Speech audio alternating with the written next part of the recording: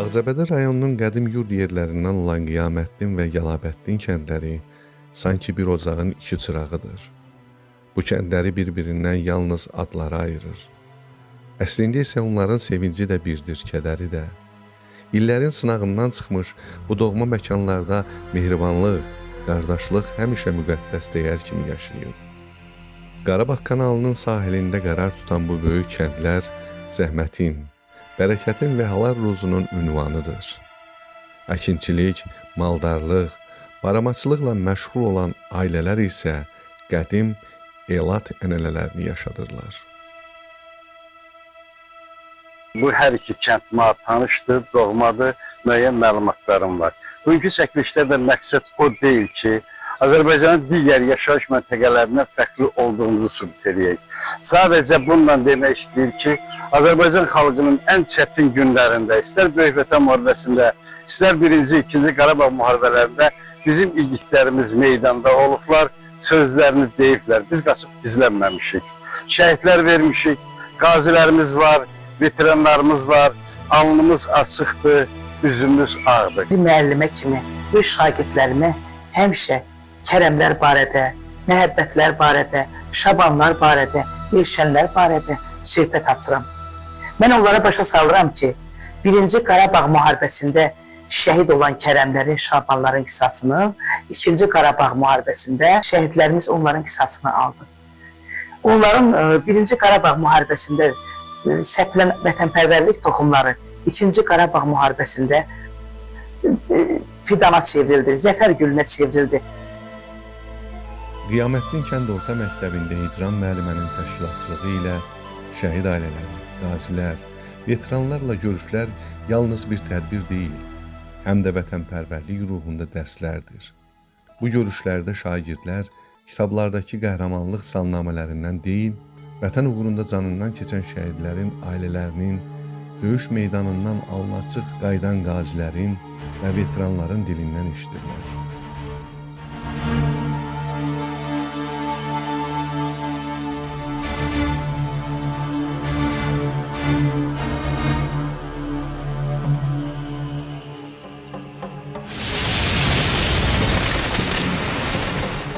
Bəzi insanlar ömürlərini yaşayır, bəzi insanlar ömürlərini vətənə çevirirlər. Quliyev Məhəbbət Arzuoğlu da vətənə çevrilən ömürlərdən biri oldu. O, 1993-cü il noyabrında Aşağı Qiyamətdin kəndində dünyaya gəldi. Kənd həyatının sadəliyi, ata ocağının tərbiyəsi və torpağa bağlılığı onun xarakterindən xüsusi iz buraxmışdı. Ailədə iki qardaş olmuşuq, çox mehriban olmuşuq. Qardaşımı çox istəyirdim, yəni qardaşım böyük kiçik bilən, yaxşı olan idi, yaxşı qardaş idi.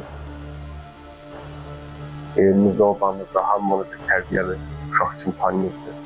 Ləyəqli məhəbbət uşaq idi, hər şeyin yerini bilən. Benim de 2 evladım var. Bu evin 2-ci uşağıydı. Vətənpərvər oğlu idi, yaxşı oğlu idi. Bu vətən müharibəsi başlayan vaxtları bu döyüşlərə qoşuldu. 5 noyabr 2020-ci ildə döyüş tapşırığını yerinə yetirərkən qəhrəmancasına şəhid oldu. Onun şəhidlik xəbəri doğma kənddə böyük hüzn yaratdı. 5 noyabrda şəhidlik xəbərini aldı onu. Bizim icra nümayəndəsi Elməniz gəldi, Hamızaborlu mütəxəssis işləyirdim. Oradan getdilər, bizi mənim şeydə, Beyləqanda, orada Beyləqana çatanda bildi ki, şəhid oldu. Beyləqana çatanda bildi. Ona kimi bilmir. Yəni xəbərimiz yox idi şəhid olduğunu. Atamın kəndimizin icra nümayəndəsi İlham müəllim atamı çağırmışdı ki, bəs getmişlər. Orada bildi, yolda əmin zəng elədinə, xəbər elədi, yəni anın evi idi. Allah bütün şəhidlərimizə rəhmət eləsin, məkanlar cənnət olsun. Onlar bizim fəxrimizdir, başımızın tacıdır. Prezident İlham Əliyevin sərəncamı ilə Quliyev Məhəbbət Arzuoğluna ölümündən sonra vətən uğrunda cəsur döyüşçü Cəbrayıl, Füzuli və Qubadlının azad edilməsinə görə medalları ilə təltif edildi. Bu medallar onun sinəsində yox, artıq xalqın qəlbində taxılmış ehtiram nişanlarıdır. Bugün onun adı yaşadığı küçədə yaşayır. Amma o igid şəxsiyyət olaraq bir küçəyə yox, bir millətin yaddaşına çevrilir.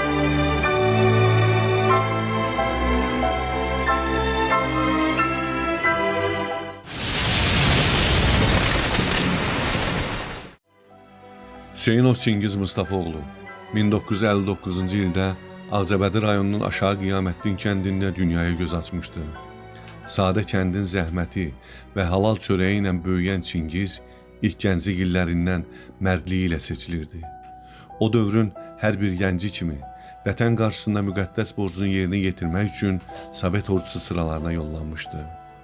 1979-cu ildə hərbi xidmətdə olarkən faciəli şəkildə gözlərini yumdu. Onun ölümü doğmaları və kənd cəmaatı üçün ağır itki oldu. Çünki onun böyüdüyü ocaq bir ümidini, bir arzusunu itirmişdi. Əskər Çingiz Hüseynov doğulduğu kənd qəbirstanlığında torpağa tapşırıldı. Bugün onun məzarı illərin ötüb keçməsinə baxmayaraq, xalqın ehtiramla ziyarət edilən məzarlardan biridir. Çünki vətən yolunda canından keçən insanların xatirəsi heç bir zaman unudulmur.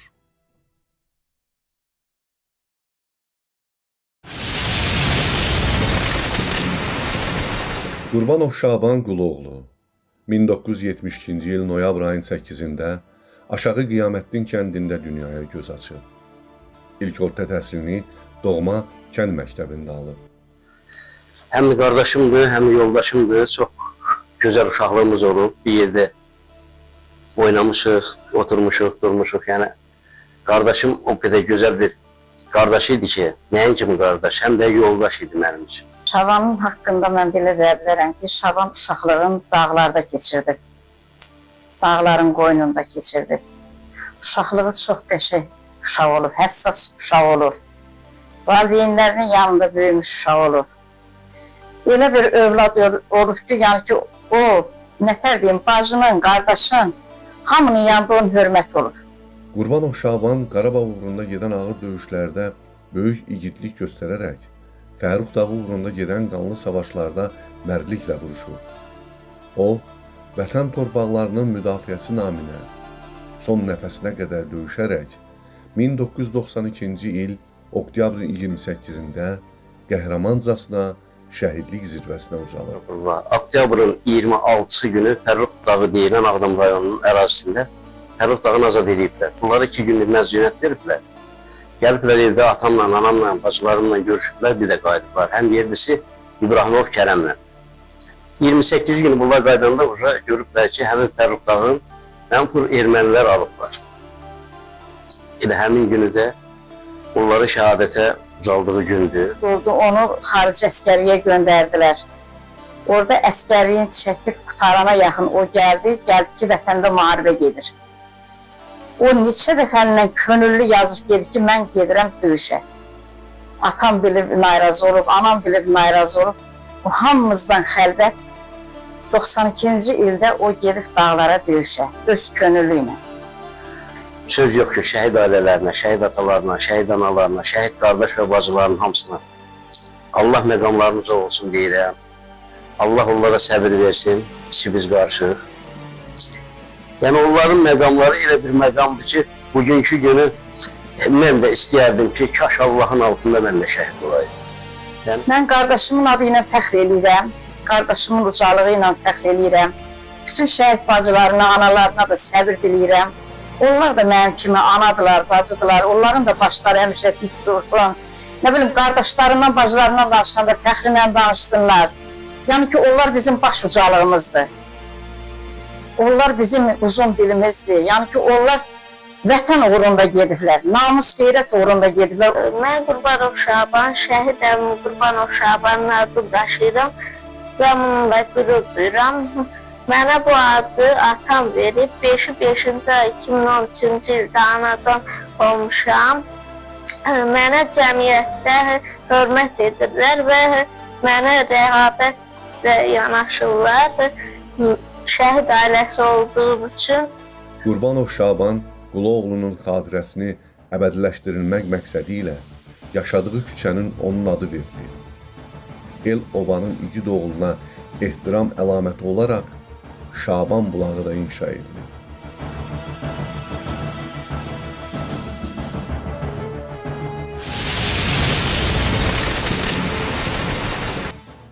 Hüseynov Seymur Xanışoğlu 1972-ci ildə Ağcabədi rayonunun Aşağı Qiyamətdin kəndində göz açmışdı. Uşaqlıq illərində öz davranışı, mərd duruşu və vətənə dərin bağlılığı ilə seçilirdi. O hər zaman nümunə göstərilən bir gənc kimi tanınırdı. 1990-cı ildə hərbi xidmətə çağırılan Seymur, vətən qarşısında borcunu şərəflə yerinə yetirmək üçün silaha çağırıldı.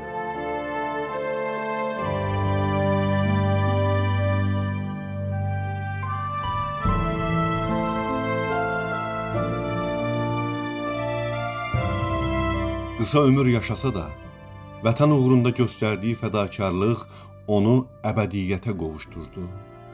Seymur Hüseynov doğma kənd qəbirstanlığında torpağa tapşırıldı. Bugün onun məzarı yalnız bir əskər qəbri deyil, həm də bir xalqın yaddaşında əbədi yaşayan, igidliyin, sədaqətin və yarımçıq qalan gəncliyin simvoludur.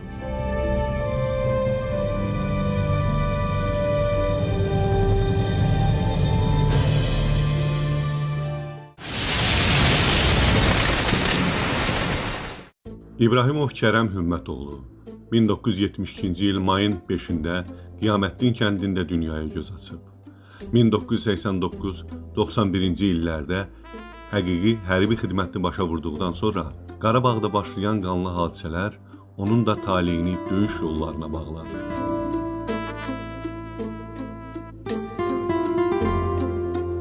Biz ailədə 8 uşağıq. 6 qardaş, 2 bacı. Balacamız Kərəmidir. Yaxşı, mehriban qardaşıdır.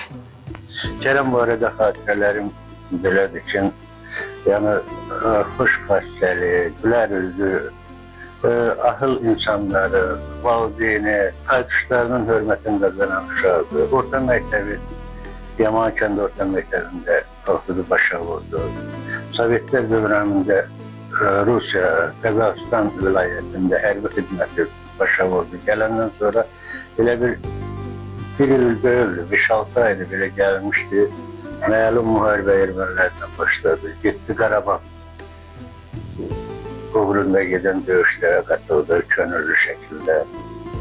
Fərrux Dağı uğrunda gedən ağır döyüşlərdə o, qorxmazlığı və igidliyi ilə silahdaşlarının hörmətini qazandı.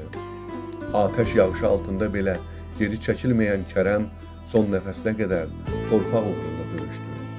28 oktyabr 1992-ci ildə şəhidlik zirvəsinə ucaldı. Onun şəhidlik xəbəri gələndə yəni inanmırdıq o şəhid olan. Şəhid olmağına heç vaxt inanmırdıq. Axtardı atam, qardaşlarım 1 ildən artıq hər gün gedib onu axtarırdılar.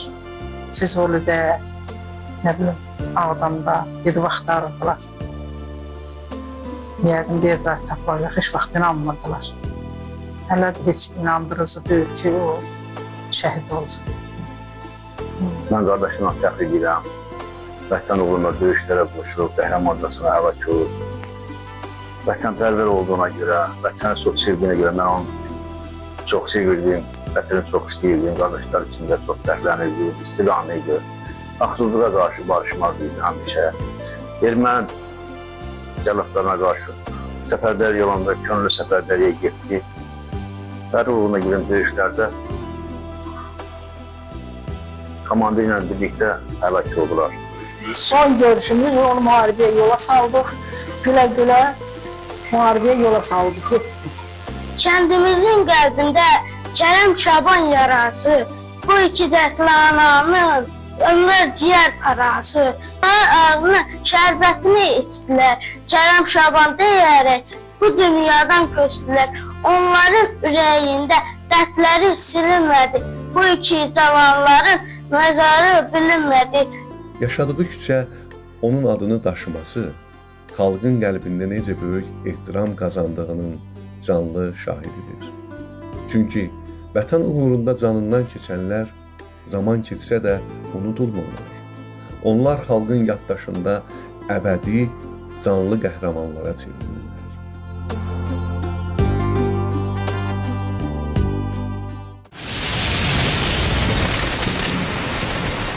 İbrahimov Camal Qaçayoğlu 1961-ci ildə Ağcabədi rayonunun Aşağı Qiyamətdin kəndində dünyaya göz açmışdı. 1979-cu ildə hərbi xidmətə çağırılan Camal Sovet ordusu sıralarında xidmət etməyə başladı. O, qısa zamanda nümunəvi əsgər kimi tanındı. İntizamı, məsuliyyət hissi və hərbi xidmətə ciddi münasibəti ilə komandanlığın rəğbətini qazandı. Məhz buna görə dəfələrlə hissə komandiri tərəfindən yaşadığı ünvana təşəkkür məktubları və fəxri fərmanlar göndərilmişdi. Bu məktublar bir ailənin qüruruna, bir kəndin sevincinə çevrilmişdi.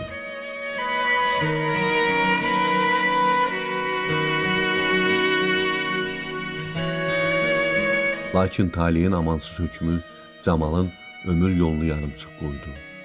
1981-ci ildə hərbi xidməti yerinə yetirərkən faciəli şəkildə həlak oldu. Bu ağır xəbər yalnız bir ailənin deyil, bütün kənd cəmaatını dərindən sarsıtdı.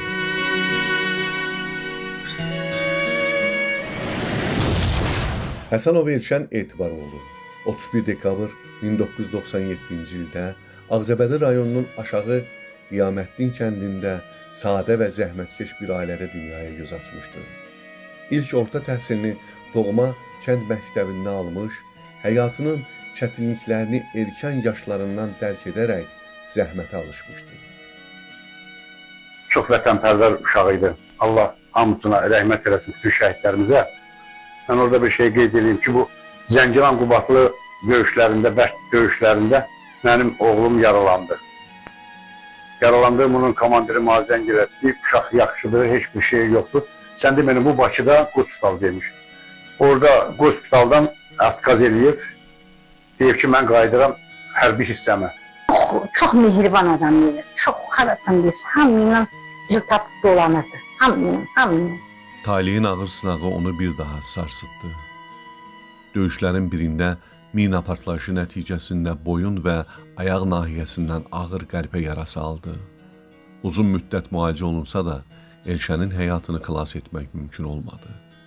O, vətən uğrunda canından keçərək şəhidlik zirvəsinə ucaldı.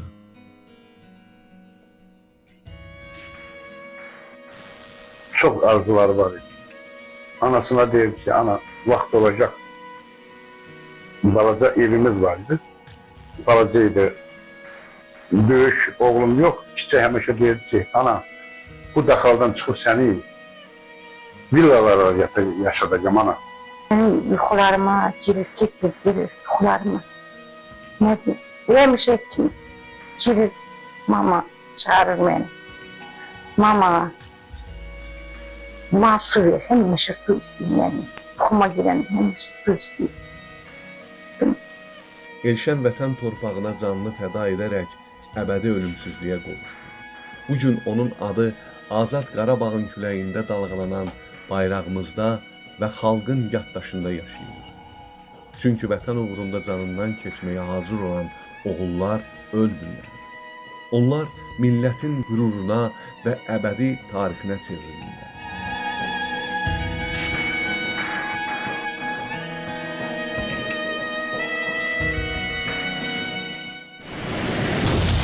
Quliyev Natiq Tofiqoğlu 1967-ci ildə Ağcabədi rayonunun Aşağı Qiyamətdin kəndində göz açmışdı. Uşaqlıq və gənclik illəri doğma kənddə keçən Natiq zəhmətkeşliyi, sadəliyi və vətənpərvərliyi ilə tanınırdı. O, hər bir gənc kimi vətən qarşısında müqəddəs borcunu yerinə yetirmək üçün Sovet ordusu sıralarına yollanmışdı. Natiq hərbi xidmətini böyük şərəf və məsuliyyətlə başa vurdu. Lakin taleyin amansız hökmü onu doğmalarına qovuşmağa imkan vermədi. 1987-ci ildə xidmətini başa vuraraq vətənə dönərkən Tbilisi-Bakı qatarında erməni daşnaqlarının törətdiyi terrorun qurbanı oldu. Natiqin itkisi doğmalarının qəlbində sönməyən bir niskilə çevrildi. Onun nəşi Doğma Qiyamətdin kənd qəbirstanlığında torpağa tapşırıldı. Vətənə sədaqətlə xidmət edən, ömrünü xalqına bağlı yaşayan oğullar zaman keçsə də unudulmurlar. Onların adı yaddaşlarda yaşayır, xatirələri ilə insanların qəlbində daim hörmətlə anılır.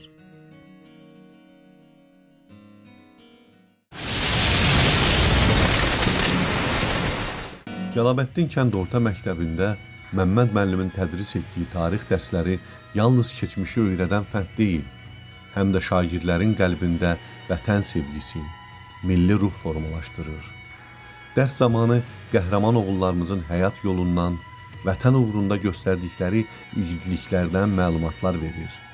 Onları vətənpərvər vətəndaş kimi yetişdirir. Burada danışılan igidlik hekayələri gənc nəslin qəlbində vətən sevgisini və qəhrəmanlara ehtiram hissini daha da böyüdür. Abbasov rəhbər Əşrəfoğlu 1973-cü il yanvarın 15-də Ağcabədi rayonunun Gəlabəddin kəndində dünyaya göz açmışdı. Gənclik illərində Sovet ordusunda hərbi xidməti keçən rəhbərin taleyi Azərbaycan tarixinin ən ağır və ən şərəfli dövrü ilə qovuşdu. O illər idi ki, Azərbaycan Respublikası yenidən müstəqilliyini əldə etdi, yeni Azərbaycan ordusunun formalaşması prosesi başladı. Qardaşım rəhbər Abbasov məktəbi qurtarandan sonra getdi əsgərliyə. Sovet hökumətinin Moskvada əsgərlikdə oldu. Gəldi, burada bir 2 ay qalmışdı, Qarabağ müharibəsi gedirdi. Dedi, yox, mən qala bilmərəm, getdi müharibəyə. Məhz belə bir məqamda dövlət xaricdə qulluq edən bütün əskər və zabitlərə müraciət edərək onları vətənə dönüb milli orduda xidmətə çağırdı. Bu çağırış sadəcə bir əmr deyildi.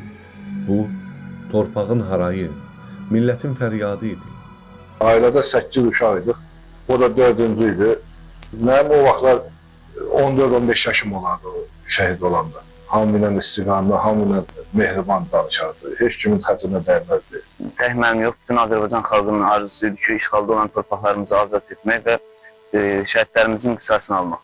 Mənim daim də rəhbər Abbasov şəhiddir, 1-ci Qarabağ müharibəsinin şəhididir.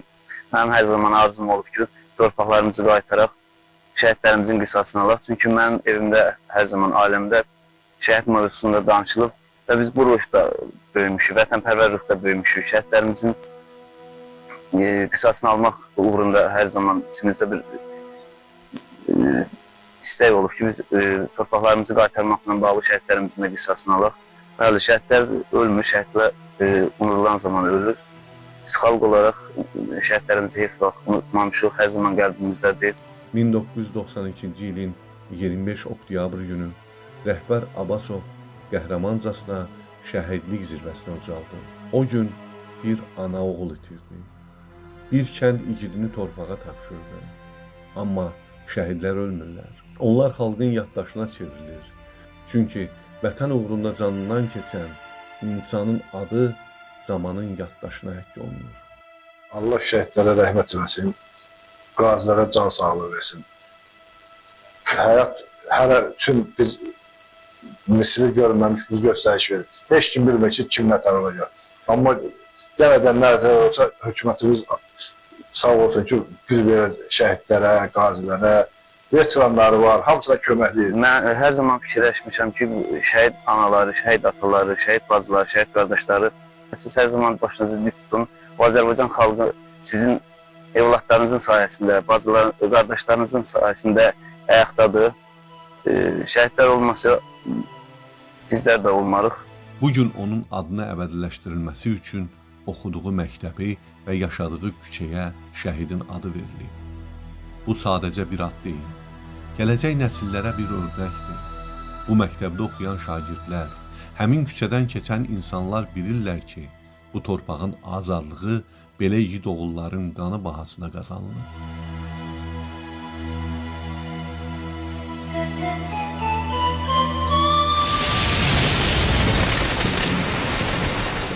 Qurbanov Rəsul Nüsrətoğlu 1995-ci il iyunun 10-da Ağcabədi rayonunun Aşağı Qiyamətdin kəndində dünyaya göz açmışdı. Rəsulu tanıyanlar sakit təbiətli, tərbiyəli, vətəninə bağlı bir gənc kimi xatırlayırlar.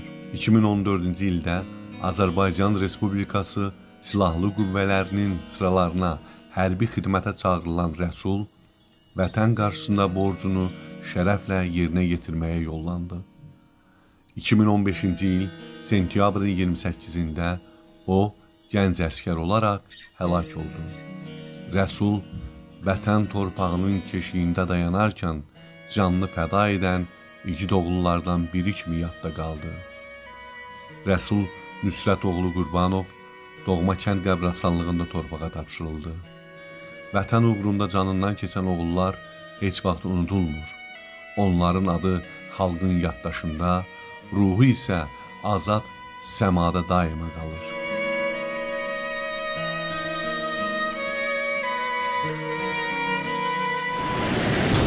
İbişov Marif Xasayoğlu 1973-cü il yanvarın 1-də Ağcabədi rayonunun Gələbətdin kəndində dünyaya gəlmişdi. Doğma kənd məktəbində ilk təhsilini alarkən müəllimləri onu təmkinli, vətənpərvər və mərhəmətli insan olaraq xatırlayır. Benim kardeşim Marif, İbişov Marif Xasayoğlu 1993 ildə fevral ayının 9-da mənim yanımda mən aparıb yola salmışam müharibəyə. Mən uşaq olarkən qardaşım həmişə bizim əlimizdə oynadardı. Həmişə başını çıxardı. Vətənpərvər haqqında çox şirin söhbət edərdi. Heç ağlıma gəlməzdi ki, Dağlıq Qarabağda böyük bir müharibə olar və orada gedib şəhid olar. Mən ona çox uşaq idim. 1993-cü ildə Xocavənd rayonunun Nərgiztəpə uğrunda gedən qeyri-bərabər döyüşlər zamanı onun ömrünün son, amma ən şərəfli səhifəsinə çevrildi.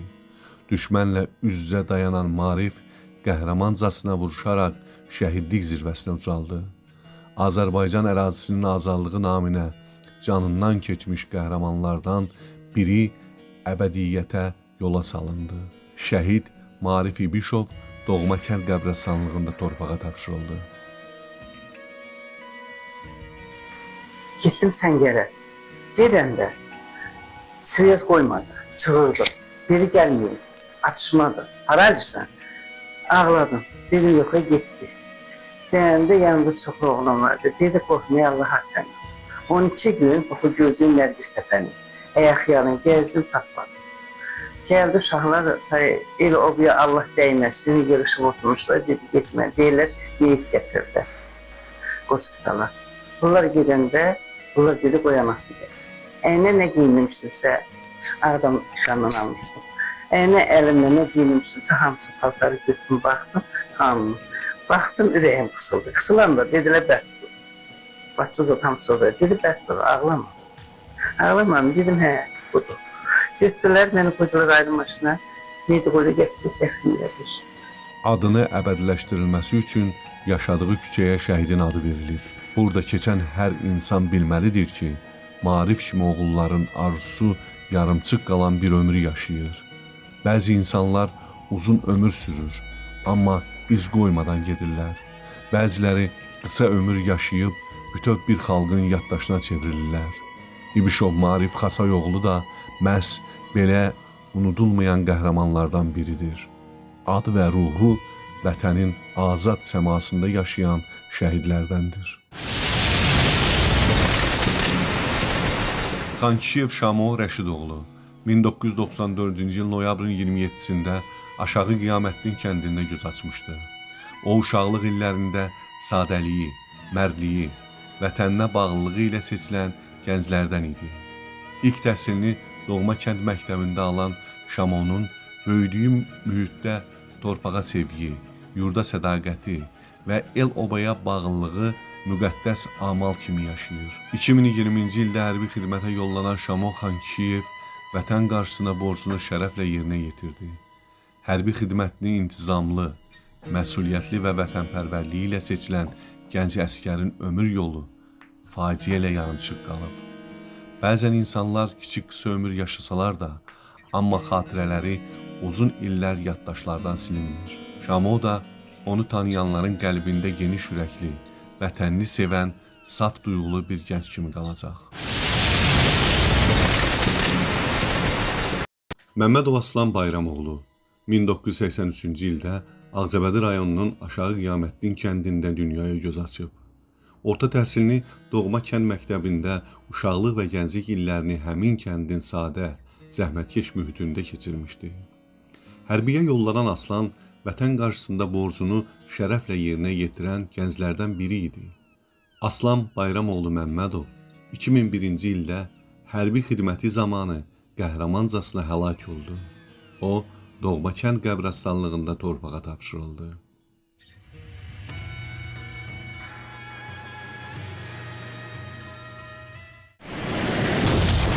Quliyev Famil Aslanoğlu 1972-ci ildə Ağcabədi rayonunun Aşağı Qiyamətdin kəndində dünyaya göz açmışdı. O dövrün hər bir gənci kimi vətən qarşısında müqəddəs borcunu yerinə yetirmək üçün Sovet ordusu sıralarına yollanmışdı. Hərbi xidməti illərində Famil intizamlı və nümunəvi əsgər kimi tanınırdı. Lakin taleyin ağır yazısı onun gənc ömrünü yarımçıq qoydu. 1991-ci ildə xidməti borcunu yerinə yetirərkən qəhrəmancasına həlak oldu. Famil Quliyev qısa ömür yaşasa da, özündən sonra mərdlik və vətənə sədaqət nümunəsi qoyub getdi. Belə oğullar zaman keçsə də unudulmurlar. Onların adı millətin yaddaşında ehtiramla yaşayır.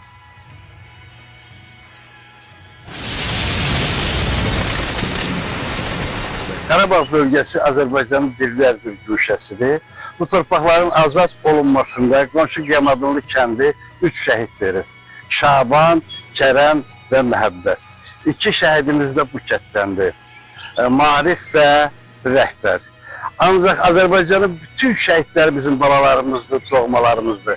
Həmçə şagirdlərimizə bir sözü mütləq demişəm, tədbirlərdə, siniflərdə. İstənilən Azərbaycanın bölgəsində bəlkə yerliçilik hissi ilə kimsə yaşaya bilər. Əslində bu da düz deyil.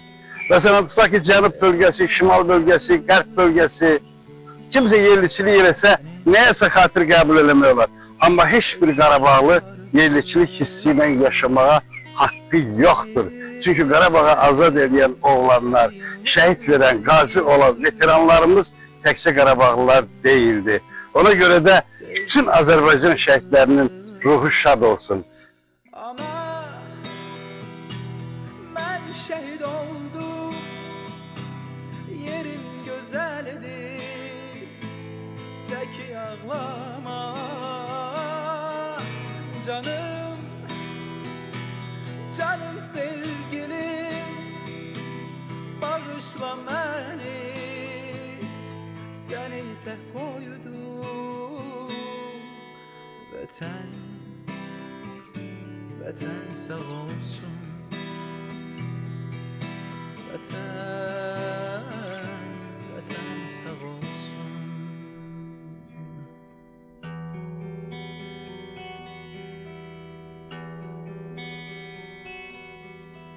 Mənim çox deyiləcək sözlərim vardı, ürəyimdə qaldı.